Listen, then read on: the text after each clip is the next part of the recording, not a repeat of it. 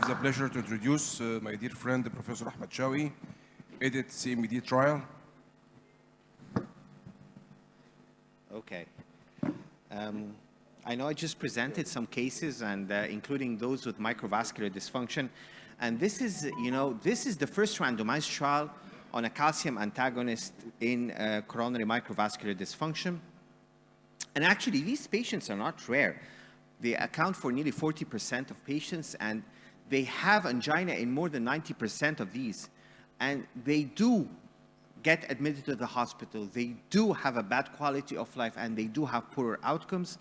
And how to assess for the coronary vasomotor dysfunction, we know we can do the acetylcholine for the epicardial vessels and adenosine for the microvascular circulation and doing the CFT. And there were so many small trials or smaller trials, and there were some with positive data, some with negative data that giving calcium antagonist is good. And we've seen the position paper of the ESC saying that patients with ANOCA, those with angina and non-obstructive coronary artery disease, can benefit from vasodilator like calcium antagonists and some other medications. However, the data is really very heterogeneous, and some data says there's positivity, some data says negativity. So this patient, patient-centered trial was looking at those with chronic stable angina or chronic coronary syndrome, having still chest pain. And this is important. This is the first trial in which all patients did not have an obstructive coronary artery disease. In other trials, there were patients with obstructive coronary artery disease, and this might lead to an improvement with the calcium antagonist. Of course, they have to have an abnormal microvascular dysfunction on the epicardial vessels or not. And it was two arms, the placebo and, giving diltiazem up to 360 milligrams per day, according, of course, to the heart rate and blood pressure. There was the acetylcholine provocation test, looking at epicardial vasospasm and repeated at 6 weeks. And there was the adenosine thermodilution to look at the coronary flow reserve and also the index of microvascular resistance, which is the IMR. So the cutoff points for the coronary flow reserve was below 2, and the IMR was 25. This is the flow chart. Very few patients did not continue. Some were lost to follow-up, but the primary endpoint was improvement, or let's say normalization of the abnormal parameter of cardiovascular coronary vasomotor dysfunction.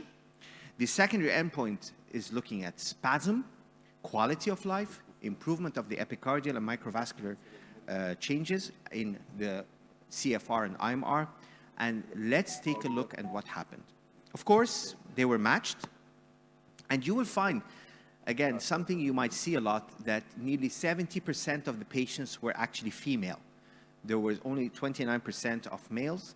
A lot of hypertensive, not a lot taking aspirin actually, and again, makes sense. If we don't have an obstructive atherosclerotic plaque, why should we give aspirin? And the ones that continue were 44 in the placebo group and 41 in the diltiazem group. So what were the results? Let's, instead of taking a look at this table, let's take a look at the primary endpoint and secondary endpoints in these graphs.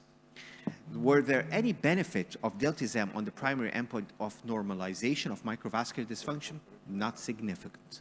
Actually, it was even a little bit better of normalization in the placebo group, showing that this, a totally unbiased controlled randomized study, did not show improvement. I know these were 3 centers in the Netherlands, but again, it was very well controlled.